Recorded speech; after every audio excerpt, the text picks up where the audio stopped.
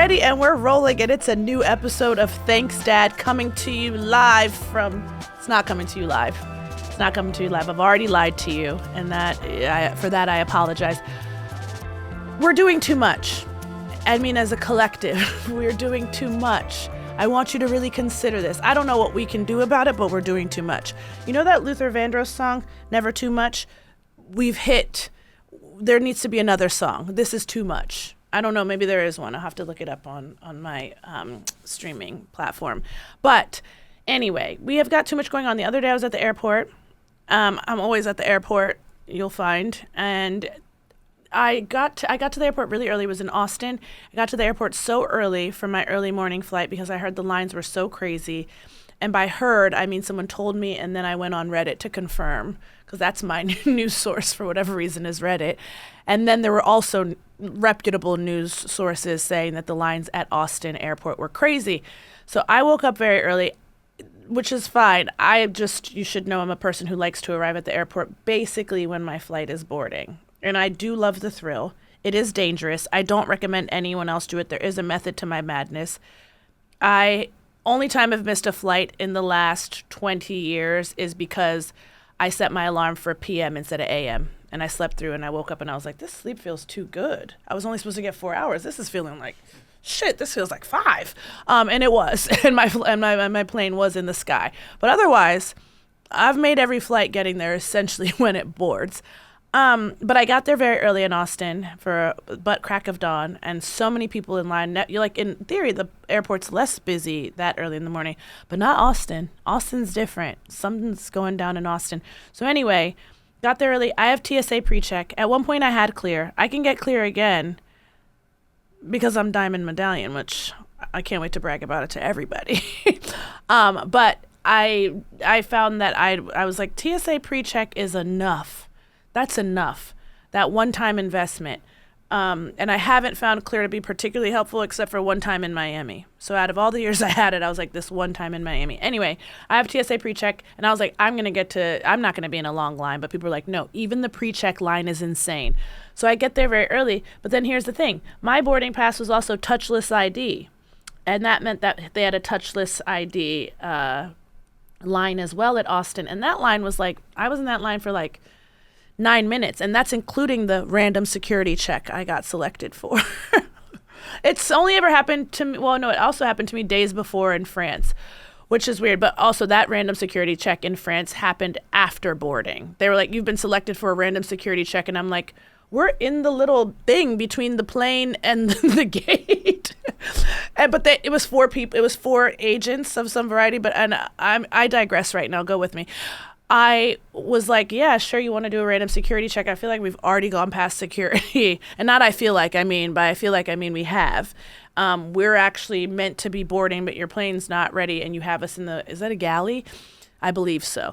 So it's 4 people being like, we have to do a random check on you. And I was like, great. But they seemed confused about what the check would entail. So like, minutes passing, and then someone was like, take off your shoes. I was like, okay. And then I'm like, great, the shoes are off. And then there was a lot of confusion from them as to what was supposed to be happening next. And I was like, I'll do whatever, honestly. But you guys seem confused. And I don't know why there has to be 4 people, but it seemed like they were training 3. I don't know what was going on. I was a guinea pig for them.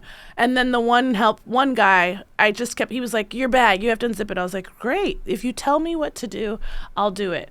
I have overstuffed my luggage, which is sort of my thing, but I will unzip it, which is just going to be a bitch to zip back up, but fine. And then he's like, you're good to go, and winks at me, and I'm like, I know, you didn't do me a favor just now. Anyway, even with my random security check in Austin, you got through in it was 9 minutes. It was 9 minutes. That's exactly what it was, because I looked, I was like, that was fast. Anyway, there's too many things. That's what I'm trying to say. It's too many things. That was too many security checks. There's too many. Why is there clear, and there's pre-check, and there's global entry, and there's now touchless ID? I swear I don't even remember signing up for touchless ID. So you don't have to pull out your ID. You just look at a camera, much like you already look at a camera when you are handing your ID. So don't call me crazy for not knowing how I signed up. I don't know what I've given over or given the government access to. They already have it. But I have touched this idea and it got me to skip the line. So I encourage you all to also sell your souls and give your blood. And I don't know. Yeah, they're going to do something weird with it, I'm sure, but it's okay. Maybe I'll be dead by then. It's too many things. We need to, can we just become efficient again? Am I allowed to say make America efficient again? Guys. Me asking permission. Maybe not. We're trying here. That maybe isn't the thing to say. Make society efficient again. Too many streamers. I love you all. Why do we have so many? There's too many things to watch. There's so many things to watch, and we're not connected anymore because we're not all watching the same 5 shows. We're not all watching TGI Friday. We're not all watching, what was the Saturday morning cartoon situation? Remind me. Do you guys remember? Was it one Saturday? Kids WB, Power. Okay, maybe there were always too many things. Maybe there were too many things always, and I don't know what I'm talking about. And I should stick to freaking comedy. Shut up and dribble, Ego. I can't handle the basketball to save my life. Okay, well, I'm about to talk to somebody really exciting, so you don't have to hear from me anymore. Except for you do while I'm talking to them. But that's my stance. There's too much going on, but maybe there's always too much going on. I am just simply overstimulated as a person, and that's what's happening for me. Anyway, very good conversation coming. Stand by. You're going to want to hear it. I feel like it's going to be great. So if you didn't like this, you're definitely going to like that. I hope.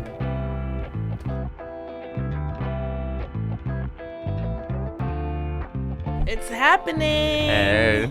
8th grade. Okay.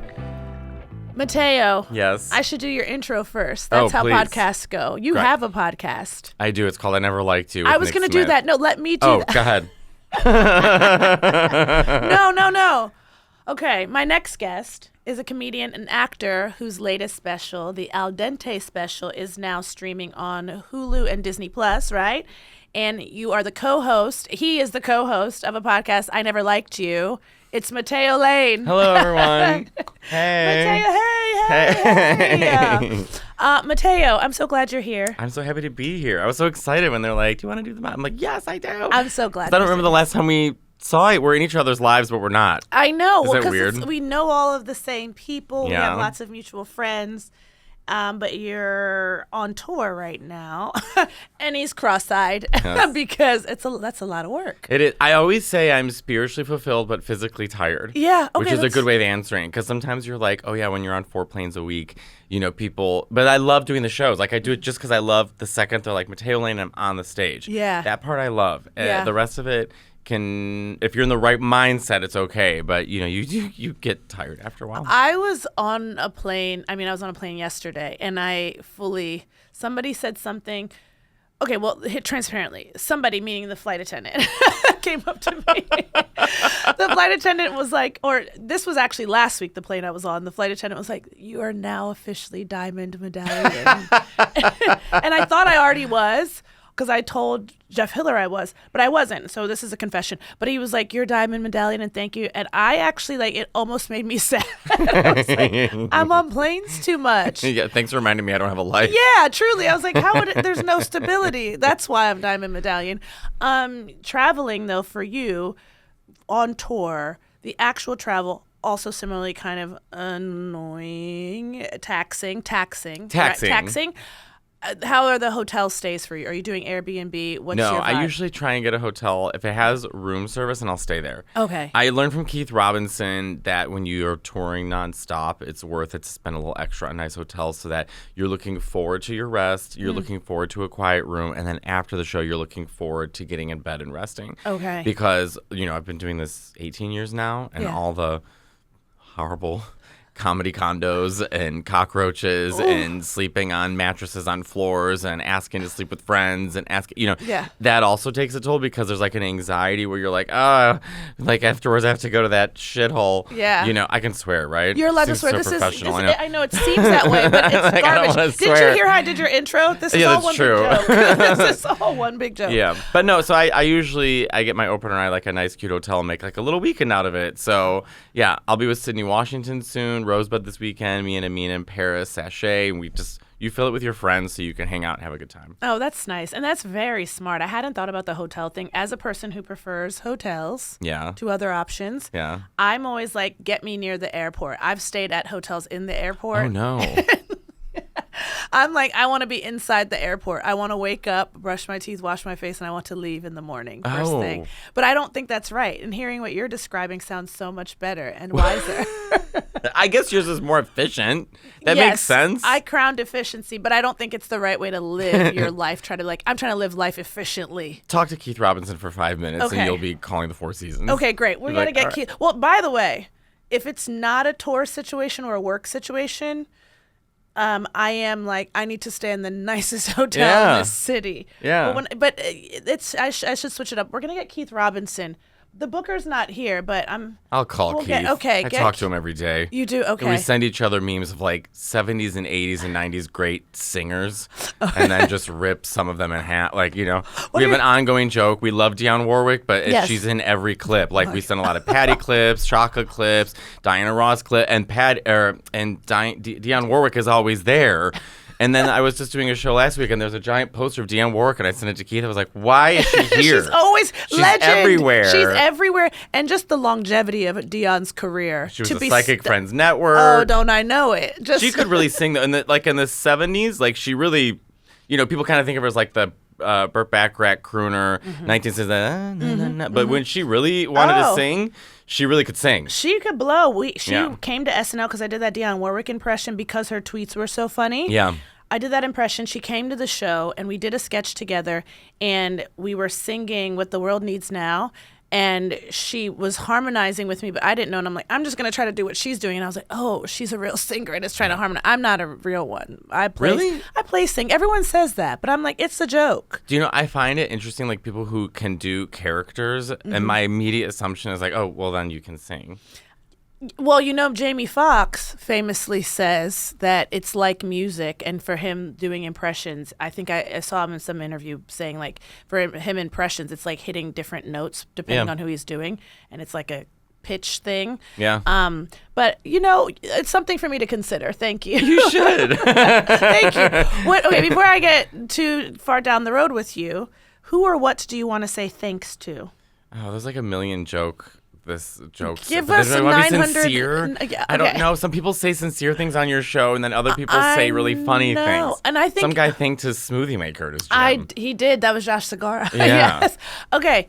You can do two. Okay. Maybe one sincere, one I'd like silly. to thank Dr. Wesley Carlos for my third hair transplant.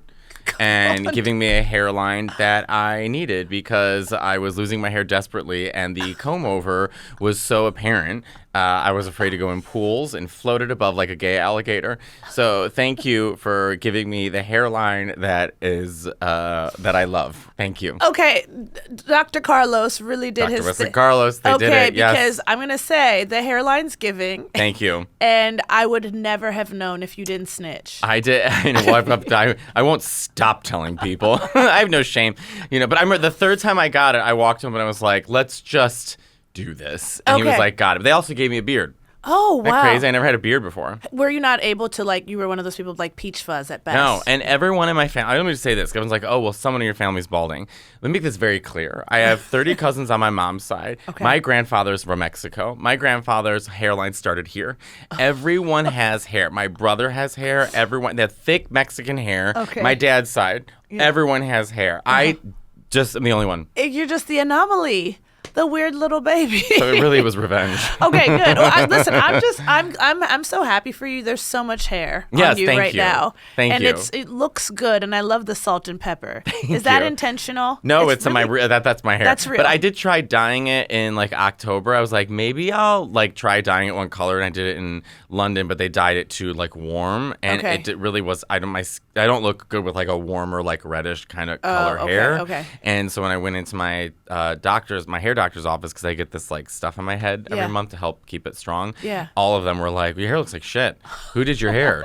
And I was like, yeah, you're right. So I went to a Greek girl who made it dark again, and then now it's normal color. Okay. They were like, we did our part. Who the hell did this shit? Who the hell did it? They did. Get that. New York women, I walk in, they're like, who fucked your hair up? And I was like, Some British guy. How long did you keep it? Because when I don't like my hair, the way I will have spent money, but if I don't like it, instantly be like, this has to change tomorrow. How long did you stick it out? I stuck it out for a minute, and I kind of just looked like an older Italian woman who started box dyeing her own hair because she didn't want to go to the salon anymore. So it's like a hair magenta. Okay. But luckily, now that I have a hairline, I can just buzz it and kind of start over again. Okay. You're allowed to cut it. You're allowed to cut it when it's the transplant. Okay. Yeah. Was it really? You said it was your third one. Your third one, yes. Right? So is it 3 because that's how many you need to? No, they were all successful. Okay. I just wanted to have a better hairline because I was losing that much hair in the crown, and then hair all the way up here. Like I just wanted to bring it in. And you look good, honey. Okay. Sorry, am I really insecure about my hair? No, you look really good. You may be insecure about it. I would never have known because the way you just shouted out the doctor, it's giving confident. You look good. Thanks. Okay, is that the earnest one? That was a serious. No, I'm kidding. That was it was kind of serious. I mean, it's serious. I get out of bed easier. I guess I would thank the School of the Art Institute of Chicago where I went to college because I had such bad grades growing up and I didn't care about school and I wasn't good at school. My family didn't have money and I just was gonna, I don't know, work at retail like I was already doing and just kind of live in the city and whatever. And I was always able to draw, and I had a really good teacher when I went to one class at community college who also worked at the School of the Art Institute, and he was like, you should be there. And he helped me put a portfolio together, and I got in. And it's a very small school, and it just changed my life, opened up my life to all different types of people. I came out and creativity and what that means, and you know, teachers that talk to you in a really adult way. Like there really was it was a very one-on-one. I had a great teacher, Dan Gustin, who was very psychological in terms of how he taught painting and drawing. And I immediately got a job storyboarding TV commercials and fashion illustrations at 22. I graduated and immediately started drawing for like Lexus and 7-Up and doing all these commercials. And you learned really young, you know, living in Chicago too. Like I didn't live in the dorms. I still had to have a job. Like I had to take the bus every day. Like it was a great way to also teach me, here's how you be an adult. You don't have time to party. You don't have money to party, you know, so get yourself coordinated and get yourself structured. And then that really helped me when I started stand-up at 22. I was like, oh, well, I know structure and success from structure. Yeah. So I just did the same thing with stand-up. Yeah. Okay, it's so interesting you say that about structure because my friend and I were just talking about some people wanting to be successful but like absolutely needing structure in order to do so, but how this career in this industry, kind of all the jobs, there is no structure and it's so nonlinear, and like how you achieve something you see someone you look up to achieve is going to be totally different for you depending on the time and the climate and whatever the context of the industry is at the time. So the notion that you being in college taught you structure is so cool because then it translated to comedy, and your pursuit of comedy is so cool because it's truly what my friend and I were just saying. Like you have to be able to create your own structure. Yeah. At a certain point, like what's nice, I enjoyed college for its structure. So like it felt like the very next thing to do after high school. Of course, you're going to go to college. Right. And it's like, great, you have the like training wheels on still. And then the real world, when I left college, it was like, oh, I don't have to be anywhere because I didn't have a job right away either. Yeah, it was like no one's checking on me. There's no like we're checking in every quarter or every semester. So if you can take away from school, I think what you say of just like figuring out what being an adult is and figuring out structure, I'm like, that's very important. And take that one to the bank, kids. Yeah, kids, because kids listen to this one. We are cussing. Well, Liza Minnelli just wrote a book, which I am listening to the audio version, which was clearly AI. They AI'd her voice because, you know, like when normal people talk, like it'll be like, I was going to the store, and it was wonderful because Papa was so funny. Yeah. But this is AI, so it's like, I was going store, Pop, hot, funny, and you're like, what's happening? Like, Liza. But the cover of her book is, kids, you're going to love it. And I'm like, nah, there's no kids reading your book, Liza. They're all 50-year-old gay men. Now stop it. That's it. Kids. But I love the idea that she's like, I know the kids are still interested in me. Oh, the kids love me. I think I'm so fun. You have to respect that delusion. I respect it. And I love her, though. Yeah. I don't care if ChatGPT dried up a lake for that book. I love her. She can do no wrong. Good for her. Good for you, Liza. You're half machine now. She's like Darth Vader. More machine now than man. Wait, do you use ChatGPT? No. No? I used it like when it first came out. Okay. And, you would type like my relationship, blah, blah, and it does. But the thing is, I started noticing it's too supportive. Like I could literally be like, well, I burned someone's car. And they're like, and that was tough for you. I'm like, no, that wasn't tough for me. Tough for them. They don't have a car. Yeah. So no, I don't use it. Also, it's bad. I don't like that it's, where the money goes and all that stuff. So I'm just like, nah, I'll just rely on my own brain. How do you handle that though? When you're like, okay, when the money goes, like the ethics of anything else you spend money on. It's a bit frustrating because I feel like everything I do now, they're like, well, that goes here. I'm like, well, am I gonna live in a tree? I don't know what to do. Like we're all just shitty. Then the world's shitty. Like I don't want my money going to these things. I think it's so unfair and stupid. I know. How much control? Like, do you keep yourself up at night thinking about it? Because I'm like, how much I can only control so much, and I can only be mindful of so much, and I'm trying my best. Well, I think that's the illusion of social media is when, like Fran Lebowitz said it best, like you could be in front of the Taj Mahal, but if you're looking at your phone, that's where you are. Mm-hmm. So you sort of forget that reality exists around you, and you've curated this whole existence in your phone, and it becomes very, one, we're addicted to it, but also I think that the phone makes you feel like every problem happening on Earth simultaneously is your responsibility because it's right in front of you. I think there has to be a kind of step back and like, okay, what can I do that, a small step, but also how am I keeping myself sort of centered? Yeah. And I think humans aren't meant to know this much. I don't think that humans were meant to know, like, is my mom okay? Do I have food for tomorrow?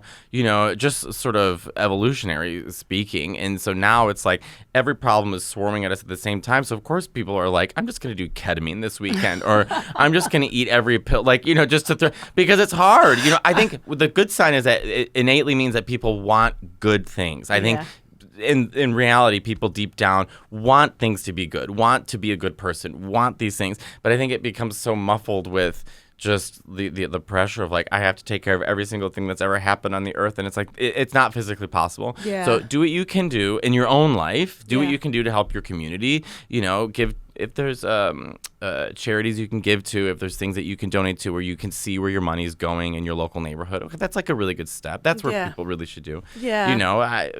But it's hard to navigate because it's in your phone, it's in your face, and you feel this pressure and you're like, oh, like I'm so stressed out. Yes, so overstimulated and you're like, I'm not doing enough. I could be doing more. I should be doing more. And then.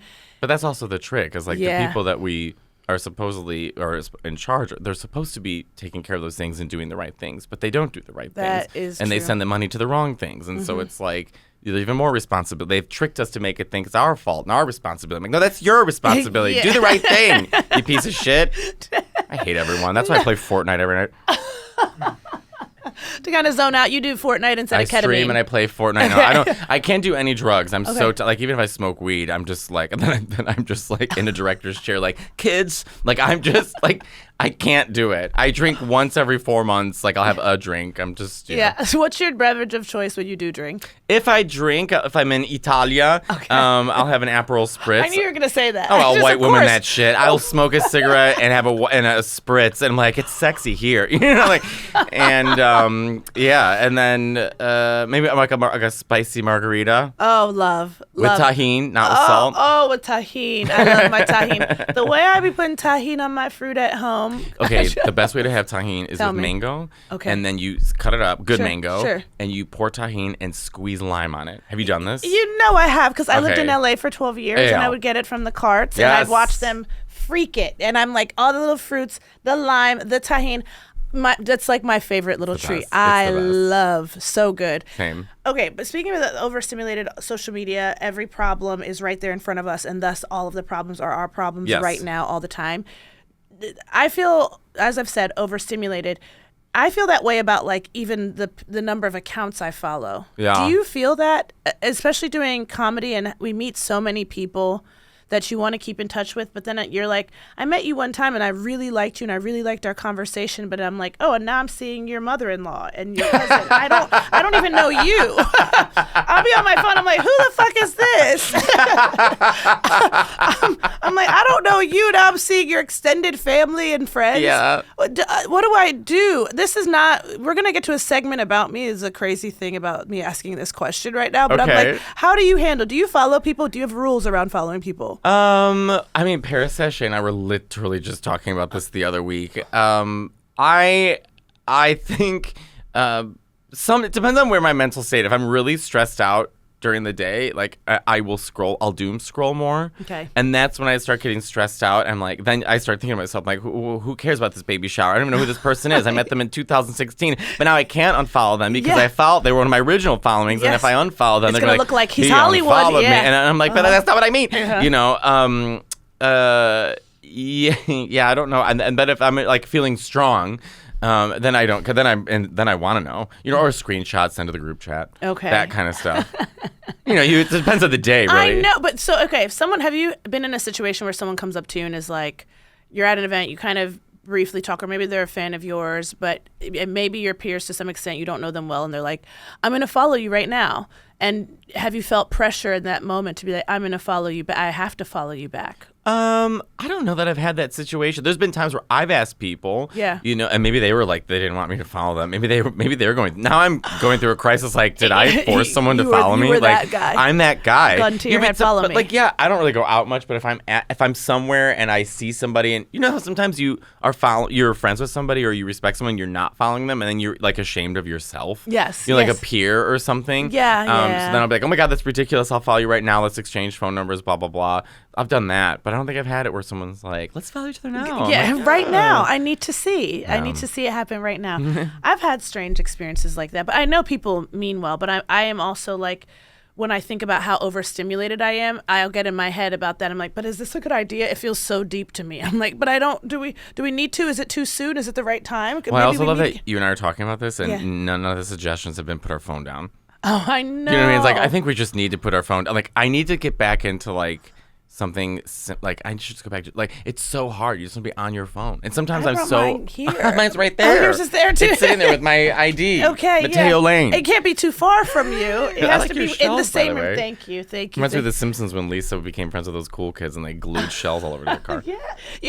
I'll tell you what. This case, I was not an iPhone case person because I was like, just be careful with your phone. But just look be at careful. the problem, and I still refuse. I know, but it's cool. It's hip. It's cracked. Is it? Because cool. everyone and people, when I say judge you for not having a case on your phone. Oh, well, that's why I got one. I got one because of the judgment. I was like, I'm tired of people commenting. So now all my cases are always the like most ridiculous. There's like a Bailey Hikawa case that is like a piece of art, and it's a big bulky case, like big bulky. We'll have to send a picture. to Nicole someone. Byer gets all of them. And I'm like. This is my response to people telling me I need a case. It's got to be some insane thing that honestly makes it inconvenient in some ways. You're seeking revenge on these people through your iPhone cases, but only inconveniencing yourself. And they're still giving you a shocking answer. Yeah, they are. Yeah. Every time. I'm going to sort it out. Today I didn't have the case on when I woke up and right before I left. It feel good? It felt great. Yeah. I'm like, without the case, it's so sexy. Mm-hmm. But maybe I should get the biggest case I can find, and then we can put the fucking phone down. Get it so it's basically an iPad. I'm like, I don't want this thing. Here's my case. You guys want to take a picture? Yeah, you guys insisted I get a case.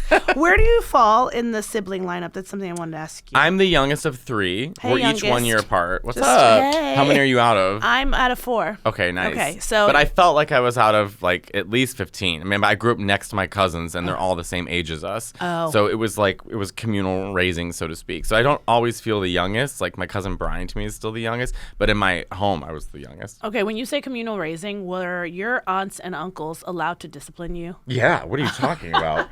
Were they allowed to discipline me? What? I'm hosting a podcast, so I have to act like what? Tell me more. Of course, I know the answer. My mother and her sisters are Italian and Mexican. Yeah. Did they discipline? Yeah, my Aunt Cindy was basically my other mom. I wasn't gonna fuck up in front of her. She fucking take care of that shit quick.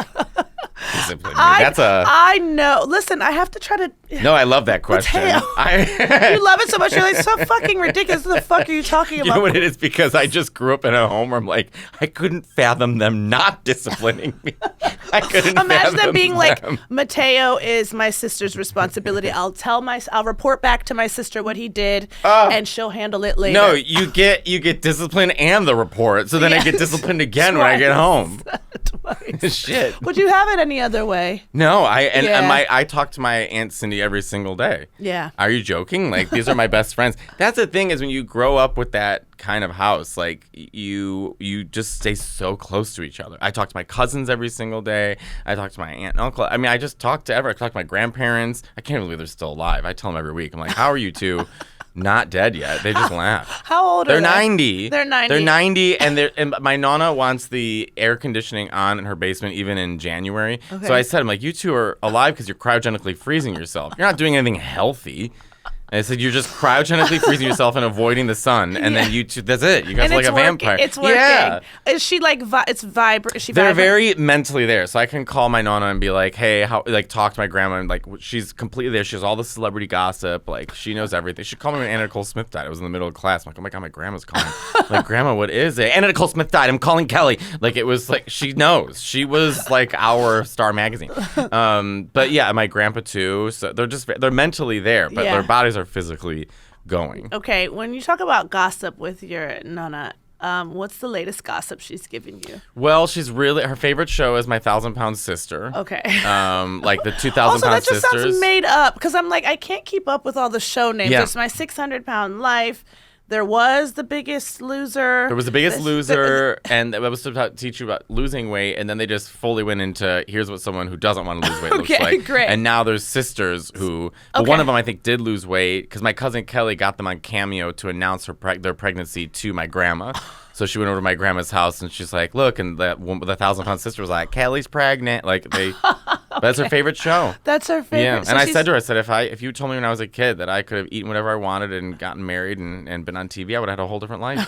It would have been easier. I know. Far less It's her time. favorite show. She loves that. She loves Game of Thrones is her ultimate favorite show. Okay. She's obsessed with Jon Snow. She has a mug. She met him. Oh. And she loves The Sopranos. I mean, she's obsessed with The Sopranos. She loves, my 90 Day Fiance. Yeah. Dang, she's really with it. You weren't lying. And then, what's your grandfather's vibe? He went blind at 5, and he became a judge. And he is basically the center of my life. I mean, my grandpa and I are really close. Close just because we're Italian, but my job was to walk him around the block every single day. So, you hold your arm, and we just became instantly close. I think out of all the grandkids, him and I are just extremely close. Yeah. And he's like a father figure to me in a lot of ways. And but he's very sweet. We make fun of him, like, he'll run into a wall, be like, there's a wall. Anyways, I was saying to John, like, we're so used to it. Like, I forget he's blind sometimes. Yeah. But yeah, so I love my grandpa. He's the best. And he has great sense of humor. I mean, he's surrounded by chaos. There's just so many of us. Yeah. Where do you think you got your sense of humor from? My Aunt Cindy, no question. 100%. Okay. Yeah. 99% of what I do on stage is just how my Aunt Cindy. That's how my whole family, my whole family's that way. We sit around giant tables. There's like 15 of us, and it's just about being funny. Oh, you can't watch TV. You can't be on your phone. You can't. And so I'm 5 years old, and you have to keep up with these adults. And my Aunt Cindy's so funny. Like, there's lines I use in my act that my Aunt Cindy said to me. That's incredible. It's just funny. That's incredible. So your Aunt Cindy's your mom's sister, then, right? And then on your dad's side, more cousins there that you're super close with? No, I love my dad's family, but it's just culturally very different than my mom's family. Okay. They're just very, like, my dad has he's one of 4, and I love my aunts and uncles, but I see them maybe like once a few years. Okay. We would see them once a year growing up. I saw his parents before they passed maybe a few times my whole life. Like, they moved to California. Just like a different existence. Okay. So, like, I didn't get like any kind of in between with families. I got either the most extreme. I see them every single day. They're every part of your life. They're every decision you make. They're always in your house. They're always in, or like kind of strangers, and I love my dad's family. But that's just not, they didn't grow up like my mom. You know, you can't, Italians and it's too intense. Yes, I love, you're like, it's too much. It's a lot. Intense. It's a lot. You know what I mean? Yeah. Like, I never had the grandma's like, let's go bake cookies in the oven. Like, that was not my grandma either. It was just intensity all the time. But the holidays sounded fun. Were they fun? They would sound like they were fun. They were fun the best. So do you still look forward to them? People are like, I kind of dread the holidays with my family, and like that dread sort of grows with age. No. But you have to understand, like, holidays usually for most families are like, let's get the family together. My family was always together. Yeah. Yeah. So it wasn't really that different. It was just like at my grandma's house, and now we're having lasagna. So it wasn't that. We're always together, you know, and we're always making fun of each other, which I love. Like, and we're doing act outs. Like my cousin Meg going to imitate my uncle Mike brushing his teeth because it's really aggressive, you know, or like. So it was just we were always together. But I love like anytime I get a chance. I was just with my family in Chicago. I was at Nicole Byer's taping in Chicago, so I went there and I saw my family. You get so emotional because I'm like, oh, I love my family, and now all my nieces and nephews, like my nephew Joey and Wally were imitating Chris Farley, a van down by the river. Like they just discovered that. How do they find that? How old are they? They're like 6 and 9, and they've discovered that. They love Stuart from Mad TV. Remember Stuart? Of course I remember. I can do it. Like they're obsessed. What? I'm like, how did they find that? How do they YouTube. know? Yeah. Have they seen you on tour? Well, they've not seen my show, but they see my goddaughter Evie and my cousin Mia have come see me, and they're 18 and 14. But yeah, but maybe not safe for a kid. Not safe no, for not 6 at all. and 9-year-old. No, Okay. I want to be Kris Jenner. I want to float around my home I've never been in and talk about a grand piano no one's ever played. I watch a lot of Architectural Digest. I don't know if you saw hers, but she dressed up like the queen from Snow White and was rolling through a home that had no real sentimental value. And she's like, and we love this. And she turned piano. And I was like, that's kind of where I want to get to. I kind of am never in my own house. And like, piano. It was like Dakota Johnson in the Limes, was it? Do you remember? Oh, are you joking? I made a whole video about it. Yes. I was obsessed. First of all, the best Architectural Digest ever is the Liv Tyler from Lord of the Rings. Okay, yeah. You have to watch it. Okay, It's like being high. Okay. Whatever she's on, you absorb it. What's the vibe? Just like touching the walls, like this wall makes me feel. At one point, she's in her attic, like this is an action figure of me.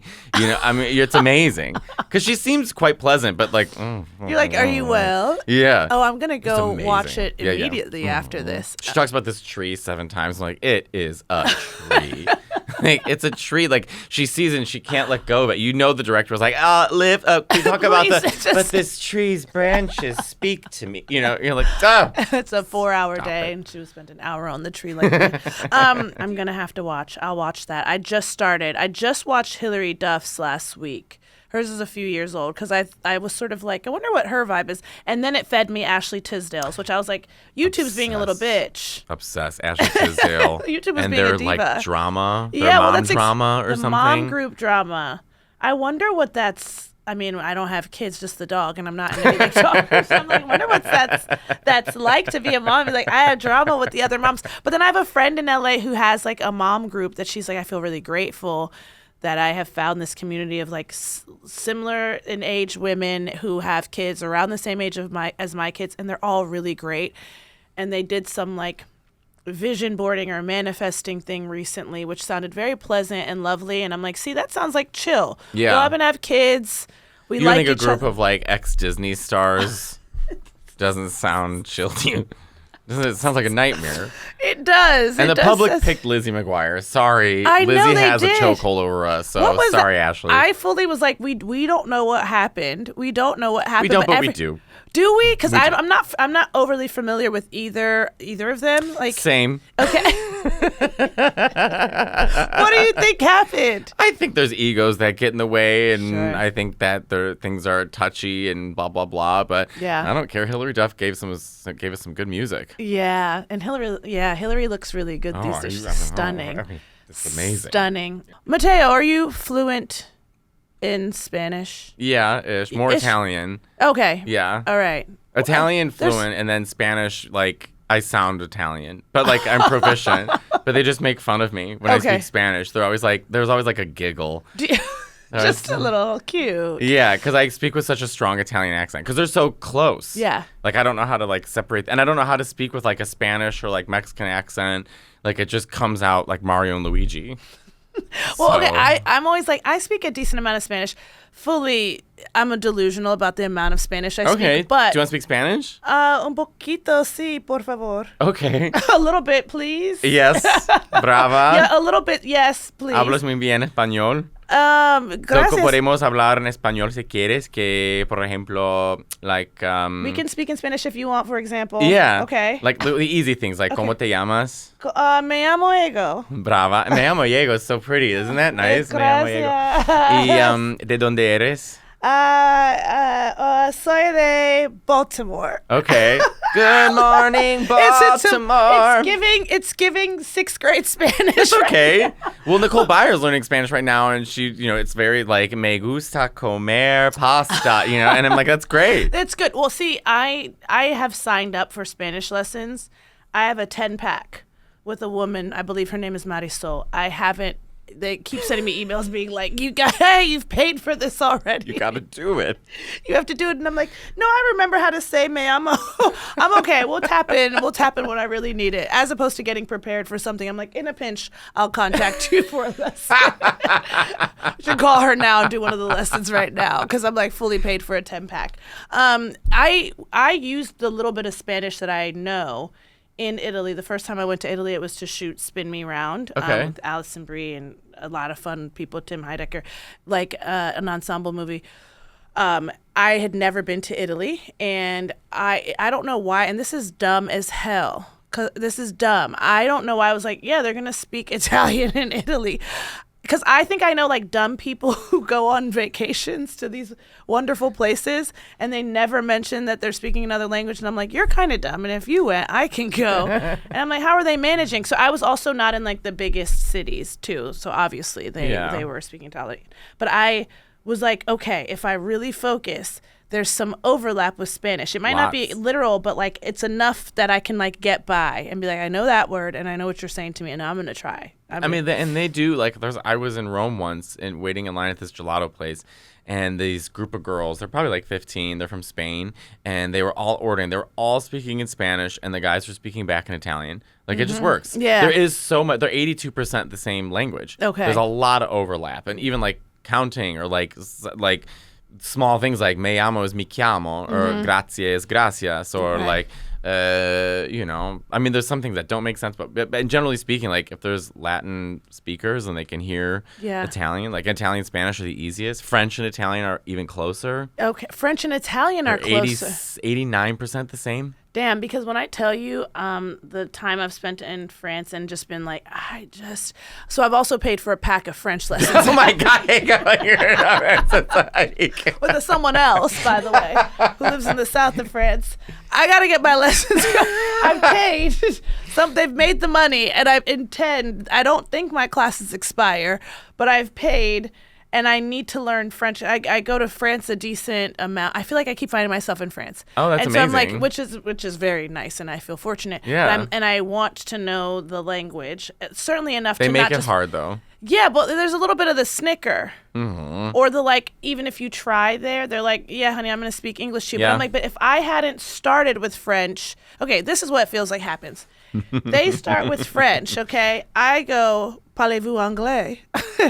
And then they're like, yes or no. But usually they're like, yes. Yeah. And then they're like, all right, now we're speaking in English. Pero like, if I were to go to them and start speaking English sometimes, it feels like they're like, I'm only going to speak French to you. They don't make it so easy. Yeah, I'm like, well, the dance of it all. I asked one girl, I was like, parlez-vous anglais? And this is the only time I've even had a remotely unpleasant experience. And it wasn't that unpleasant, honestly. But I was like, parlez-vous anglais? Because I was just trying to order this little pizza. And she was like, do you speak French? And I was like, parlez-vous français? I'm like, girl, if I spoke French. Would I ask if you spoke English? English? Do you think the first thing I'm asking you is, do you speak English? I'm not trying to get to know you. I'm trying to order this pizza. This is I use this, it's a joke, but it's a real story. I was with my friend Francesco De Carlo, who's an Italian comic.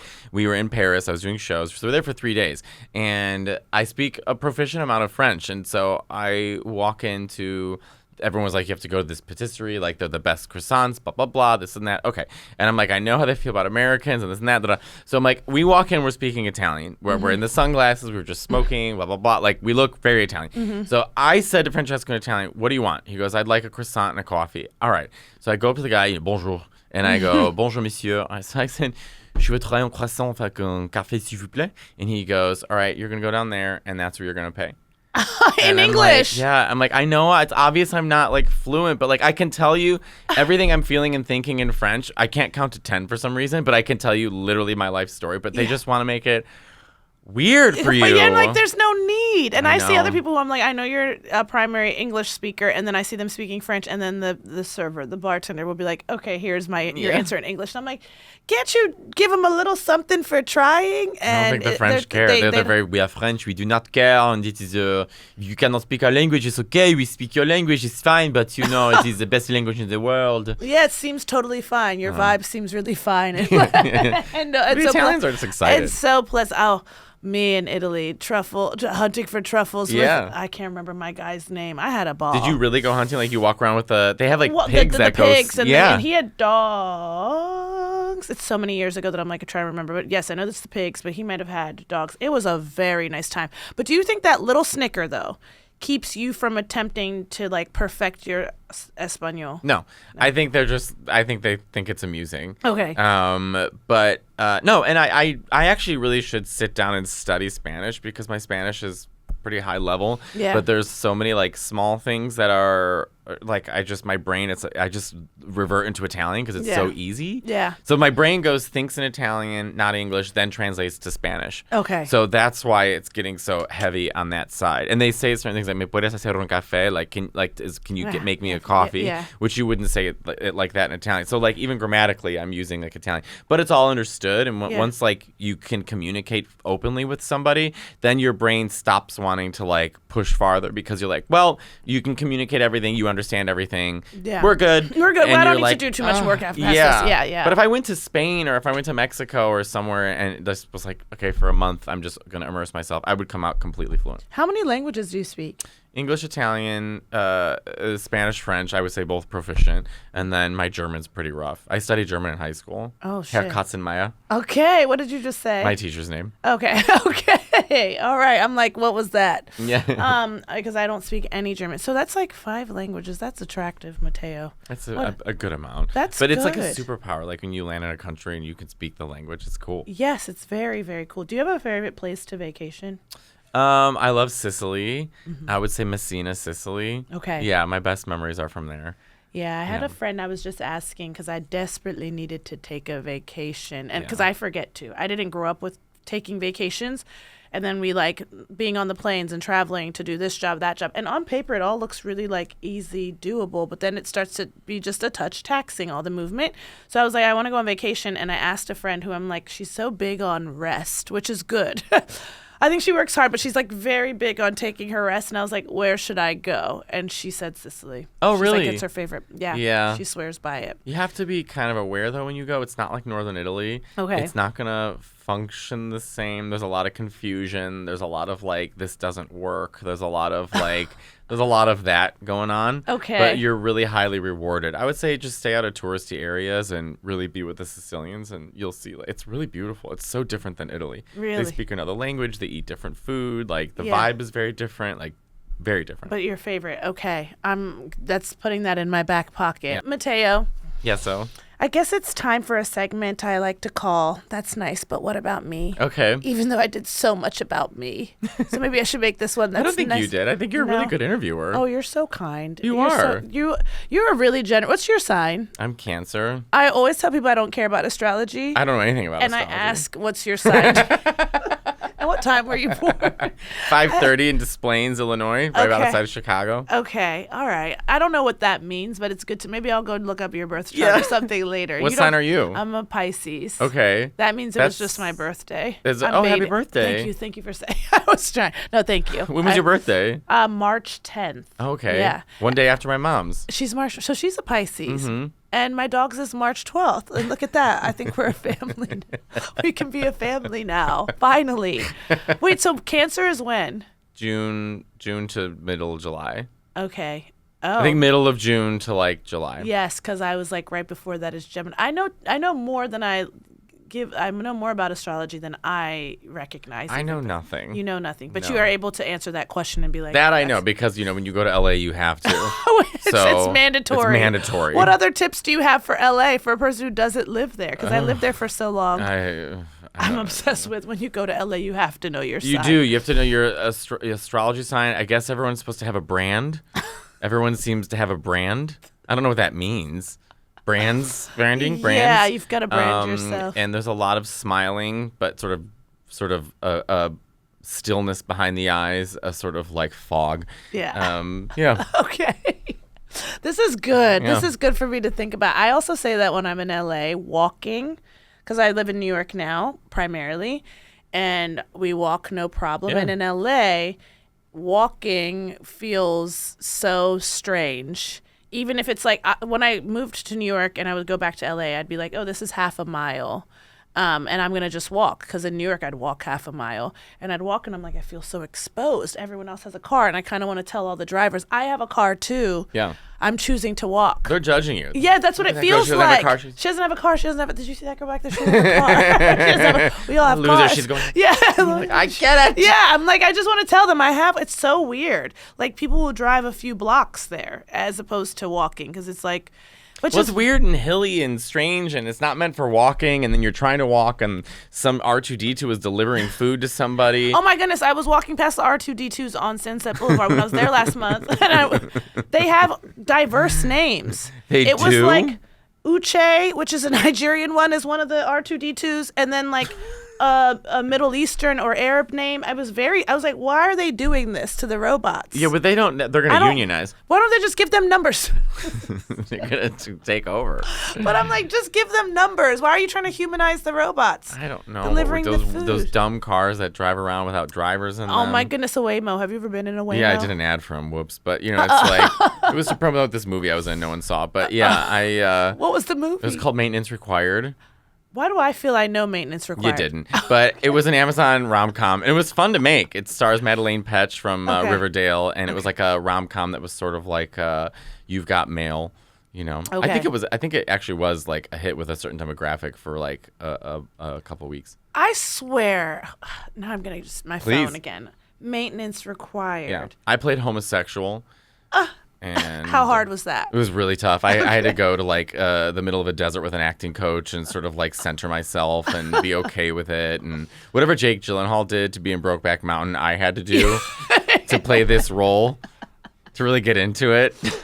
I really had such a fun time making the movie, and everybody was amazing. Yeah. Okay. First of all, Matteo, sorry, I got distracted by, I know I'm supposed to be looking at Maintenance Required, but then I just typed, wow, these are really great pictures of you online. Really? Yeah. You look really handsome in them. Oh, thank you. Do you ever Google yourself? I have not in a very long time, so I don't know what pictures you're looking at. Why do you not Google yourself? Because it's can't, normal to not, but what made you go, I don't want to do this? I don't even look at comments anymore. It's just too much. It's also enough of me. Like, you know, you have to like put up your posters, and I'm on tour, and you're talking. So I'm like, Google my. Ugh. Oh, that's okay. I feel this similarly. So, so we're still on this. That's nice, but what about me? And this is perfect because I feel I'm sick of me. Yeah. But not in a self-hate way. I'm like, I don't want to hear myself talking anymore. I don't want to see pictures of me anymore.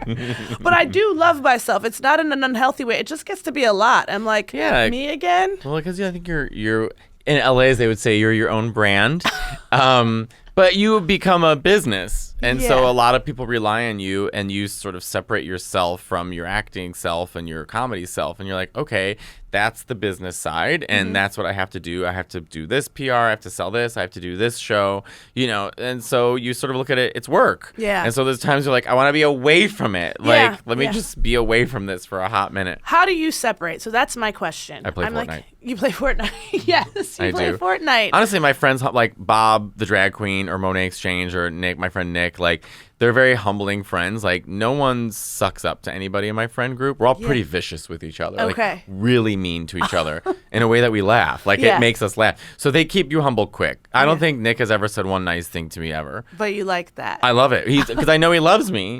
After I did Radio City Music Hall last year. It was one of my biggest achievements. Congrats. I had Bob hosting the show. You know, my friend Trana Wintour came on. My friend Francesca. It was this big achievement. Once it was finally over with, you know, that sense of relief after you do something so big. And Bob is standing there, who's one of my, I've known him since 2012. Truly one of my best friends on earth.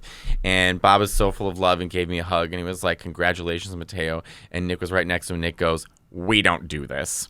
And I was like, yeah, you need that kind of friend in your life. What is this sincerity? What are you doing now? But we talk 7 times a day. Like, I know we love each other, but we don't say that to each other. It's not the thing. Did you guys say I love you in your household growing up? Was that the thing? You did? Okay. Yeah, and kiss. Like, well, all the women. Like, I would go into my grandma's house. You have to kiss everybody. You know, hugs, kisses, touchy.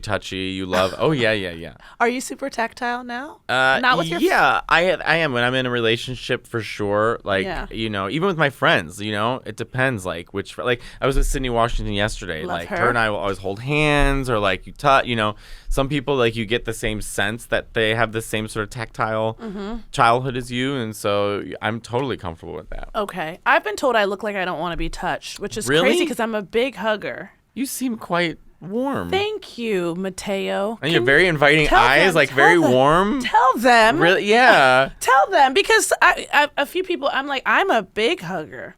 And the notion that you think I don't want to be touched, on one hand, I'm like, okay, good boundary. Well, good at 2 a.m. when you're walking home alone. Yeah, don't hug me. Get the fuck away from me. Strange man. Yeah, you fucking, I look like an asshole. Yeah, on purpose. You have to have a look in a city. Even though I'm listening to like, everybody does not, you know, but it doesn't matter. I'm still giving that look. You gotta have the face. You do. I think that's what it is that I also have this, like, I think I walk around a bit. We're on my podcast. We're safe. This is a safe room, a safe space.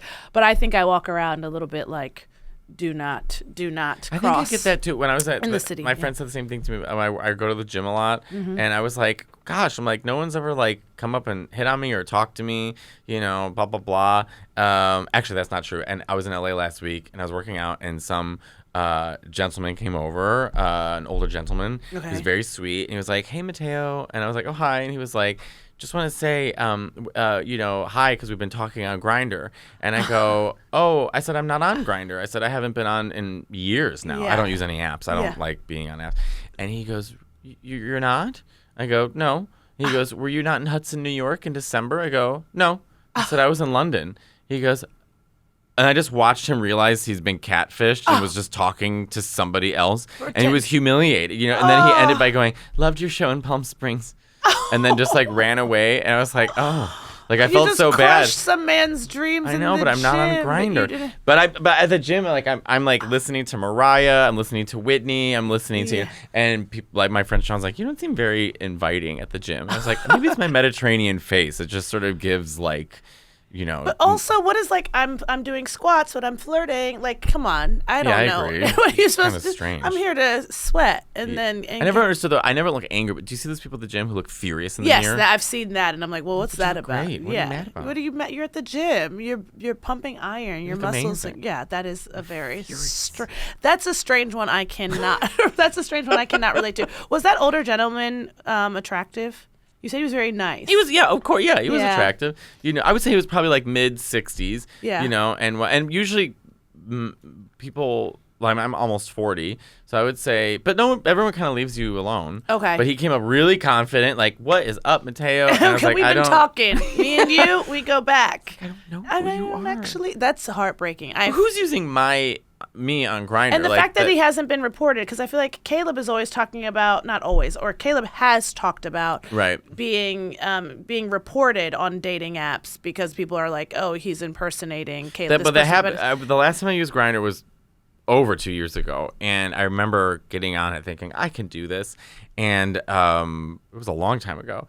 But I got reported immediately. People were like, you're fake. And then I'm not. So I called Bob, and I was like, Bob, what do you do? And because Bob has his picture up there, and it's the coldest picture you'll ever see. And he was like, yeah, you know, you just have to let Grindr know. But I was like, I'm too stressed out by dating. Imagine emailing. You're like, I'm gonna have to email Grindr to be like, me. hey, it's really me. And well, years ago, I was in London. It was like 2021 or 22, and I was on Tinder, and they're like, you're not you, and so send us 3 pictures of yourself to prove it's you. So I did, and they were like, it's still not you. I'm like, okay, what? I don't know what to tell you. It is. I don't know what to tell you.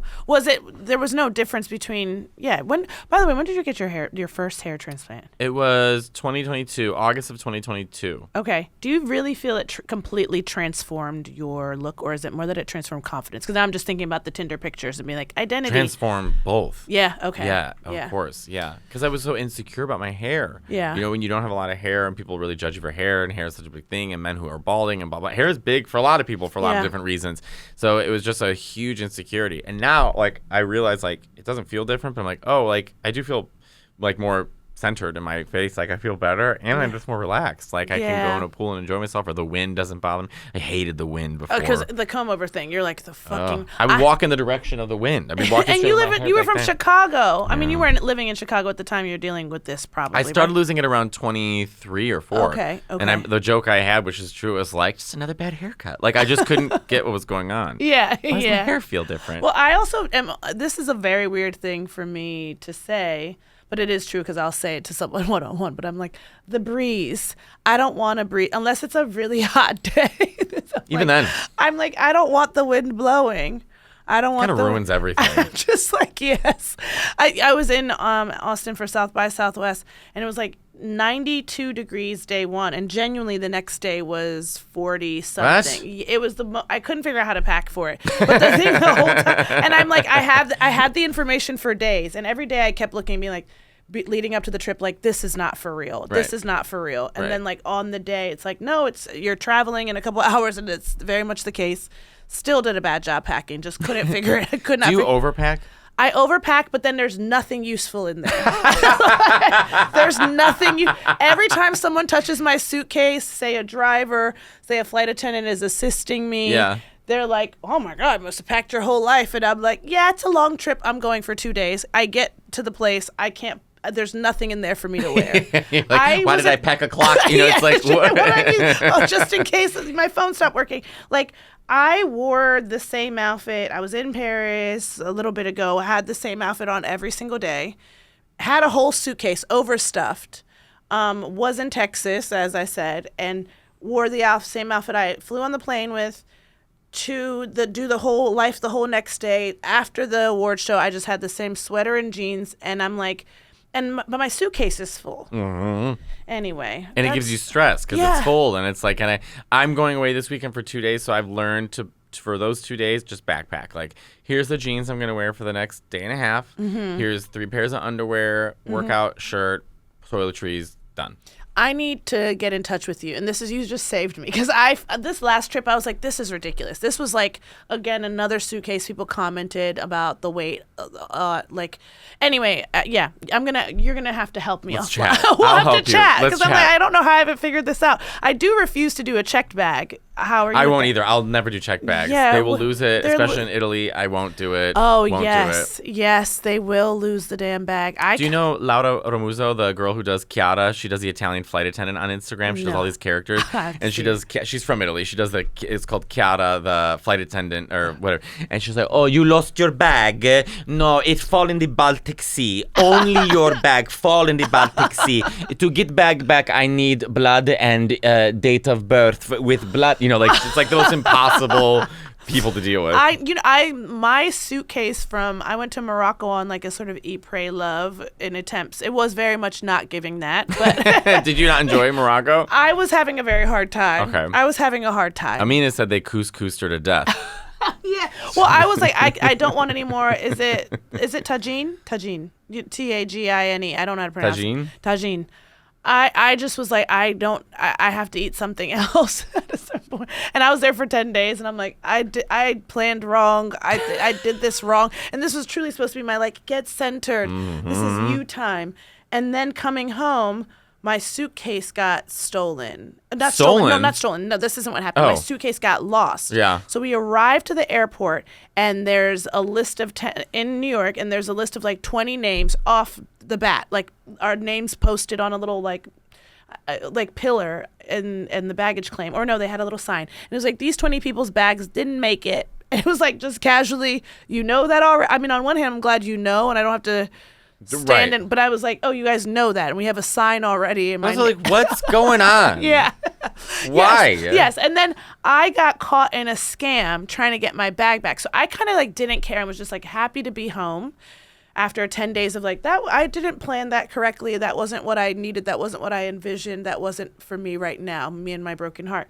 And so then I, like 3 days without my bag, I was like, I should call the airline and at least let them know I do care about getting my bag back, because this girl who cashed me was like, saw my name on the sign in the airport, and the employee being like, these people, just don't worry. When it arrives on whatever flight, we'll get it to you. So I was like, great.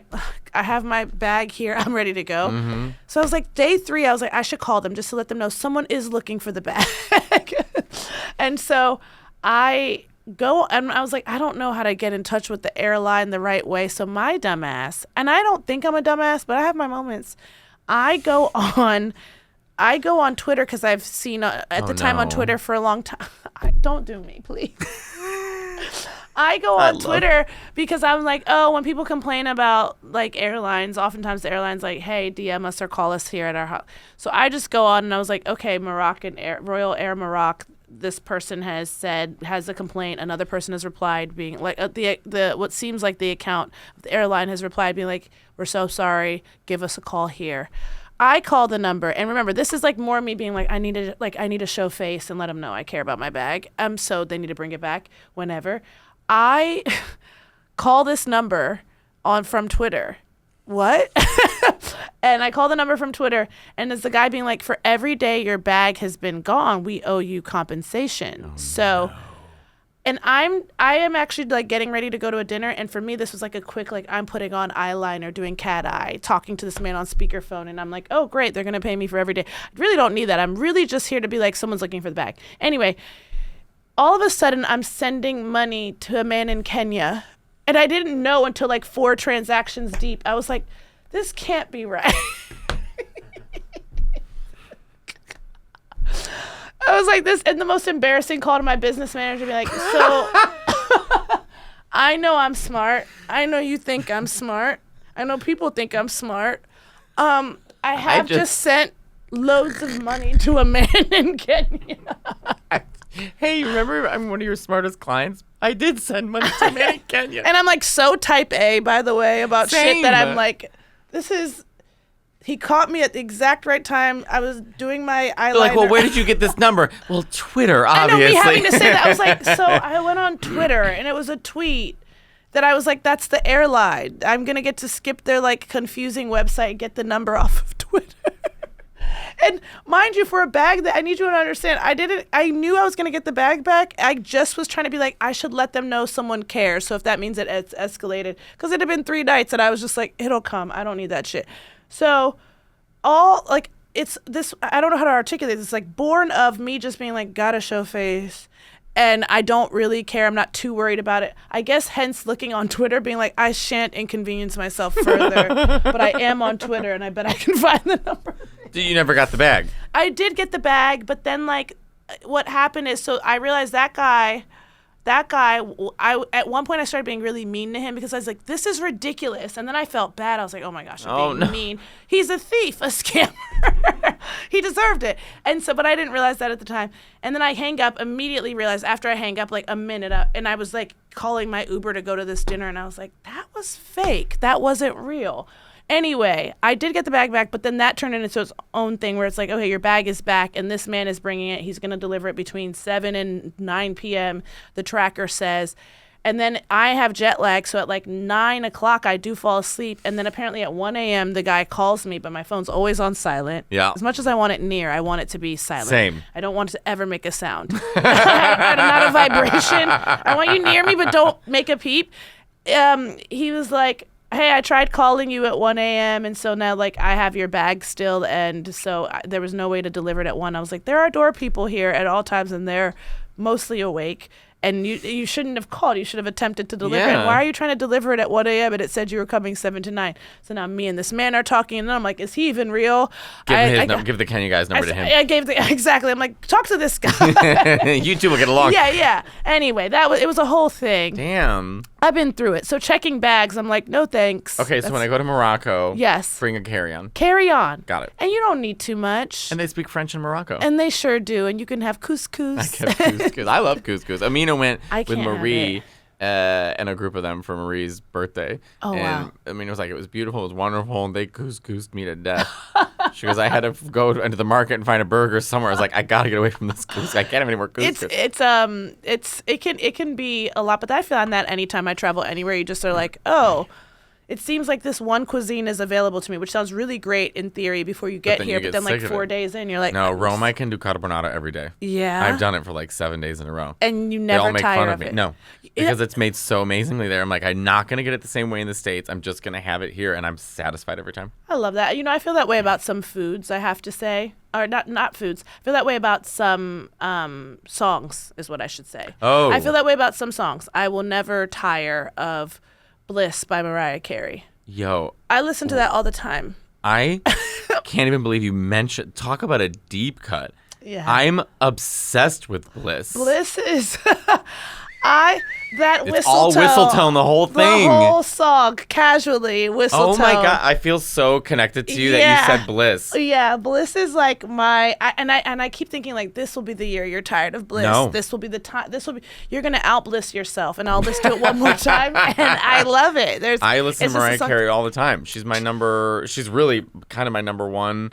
It's a toss between a few of them, but I'll always go back to Mariah Carey. Bliss, what a cut! I love Bliss. One. I'm telling you, Bliss. My family, I grew up I grew up Christian, but I also grew up Mariah Carey fandom. My family was like, my mom had all the VHS What's your favorite tapes. Mariah songs? Have you met her? Oh my gosh, I've never met Mimi. I did but like once. the emancipation of Mimi. No, the Diary of an Imperfect Angel. Yep. Memoirs of an Imperfect Angel. Honey, I was making people listen to that album, which is like slow, low R&B. So good. Underrated. Before Nights Out. That was like Impossible and the reprise. And then 4th of July, which is old school Mariah. My goodness. Hold on. Melt Away from Daydream is one of my favorite songs ever. Mimi, let me tell you, I've never met her. It's almost fun. I almost in some sense, like in the best way possible do I mean this. I'm like, I want you to just be. You do want. I met her once, and it was everything you wanted. I wanted it to be. Yeah. Just hold on. I have to. It was ridiculous because I'm like, this is not the sound. This is not the album to listen to on your way out for a night out. But I would like have them listen. Oh my God, it's a rap. And then it's a rap. Yes. With you now for the deluxe when she sings that with Mary J. Blige. Mary J. Blige. Yeah. It's a wrap. The Impossible. Yep. Me and my friend used to drive around LA just listening to The Impossible. Like, she rescued my life. It's so good. The Impossible. And that I think it's a Jodeci sample. I believe it's a Jodeci sample. Maybe. Yeah, anyway. She did a remix with, I think, Jermaine Dupri of the Hate You song with him. Last night, I think of you. And it's one of my favorite songs. And I was at Caleb Herring's birthday party, and the DJ started playing that remix, which I think only myself and Mariah's heard, and Jermaine Dupri. Yeah. And I ran up to her, and I was like, this is the best song. I was sober. I can't believe you're playing this. I was like, Matteo, just go listen to your iPod. Okay. Like, shut up. Your iPhone has the same goddamn Go song. in the corner. But when that happens, though, when a DJ plays a cut of a song, you're like, wait, how do you? There's some songs that you go crazy for. But anyway, I thought we might be able to relate on that just because we earlier mentioned Mimi. And I used to make so many jokes about Mariah Carey just because a young comic and Mariah, she's fodder for jokes. But I have publicly said I take them all back, and I apologize because I really do love Mariah Carey, and I feel like she is underrated. Even though she's like one of the best divas ever, she's still underrated. I don't care what anyone says. I think she's truly one of the best singers that's ever lived, and she's an amazing songwriter. And when I met her, I did this show I used to be on a show called Girl Code and Guy Code on MTV way back in the day. And this producer named Stucky, who talks like this, he called me up. He was like, Matteo, we got something for you. I can't tell you what it is. I was like, I know it's Mariah. He's like, oh, he knew, boys.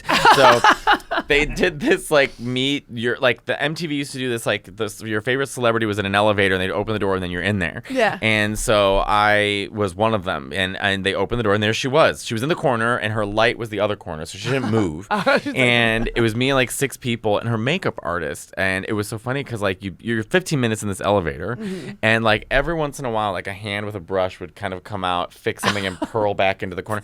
But she did a whistle note in the elevator, which were much louder than I thought they would be. When you hear Bliss, you think it's this kind of quiet. But it was really powerful.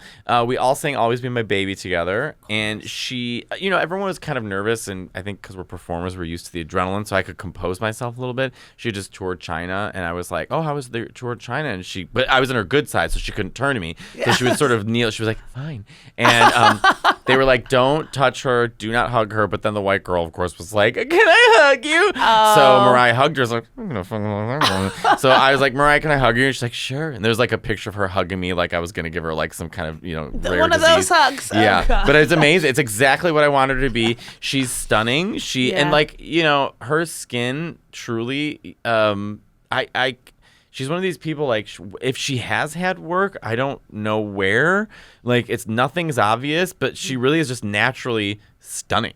Yeah. Her skin is flawless. She's flawless. I was like, wow, she was everything I wanted her to be. A diva in a corner with her light, wouldn't move. A makeup artist. Like, come on side, church hug, don't mess me up. Yeah. I love it. A whistle note. I was like, I kind of got it. Yeah, I was listening to her audiobook, and I was like, juicy. Oh, the story juicy. About Celine and Aretha. Have you gotten there yet? No, I haven't. Okay. It's amazing. Okay, I have to get there. Yeah, okay. They have like a diva jam session at Divas Live, and Mariah was basically like, Celine stepped out when she shouldn't have, and then Patti LaBelle called her to be like, I better not see you on TV trying to outsing Aretha. She's like, I wasn't. I backed up with the backup singers, and Celine and Aretha are going at it, and props to Celine because she could keep up with Aretha. I mean, it was wild.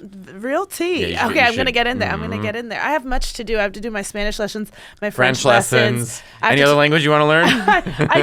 I've always been curious about Hebrew, but I think I have. We'll get a pack of 10 and never touch it. Never touch it. Get a pack of 10. I feel Get like Portuguese in there too. I feel like it counts for something. I'm like, it'll seep into me because like my body will know I have a pack of 10, and then somehow the language. You're gonna show up in Peru and be like, look, I don't hablo español good, but I got a pack of 10 at home. Guys, is that good enough? Yes, is that something? I do have a pack of 10 lessons. Is that anything? Matteo, you've been a dream. Thank you. Thank you for being here. We need to be hanging out with each other. I don't understand should. why we're not. You're so wonderful. You're avoiding me. You are. And honestly, I'm avoiding myself. I'm never home. My door guy's like, you? Who are you? I feel like my door guy this morning, also, the way he greeted me was like, I said, hey, good morning. And he was like, good morning. Like, he's seen it goes, bitch, where have you been? Every time I see my door guy, I have a new hairline. Like, they don't even know who I am anymore. I look a little different every time I see him. You have to show ID to get into your building. Oh, we should. We will, and we should. And I have much to learn from you. So thank you so much. Yes, español. Es una cosa. Una cosa? I don't know. Yes. All right, great. Bye, guys.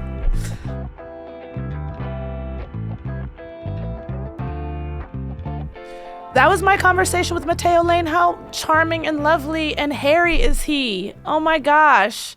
My goodness. And I told you I was going to brag about being diamond medallion. I mean, it was like a humble brag because I was like, oh, I'm sad about it. But anyway, he's amazing. And I am so grateful he came and did the podcast because truly last time I saw him was at the Comedy Cellar, and he was so kind then. I'm glad to see he's still kind, and I encourage everyone to remain kind to the best of your ability. Sometimes we have bad days.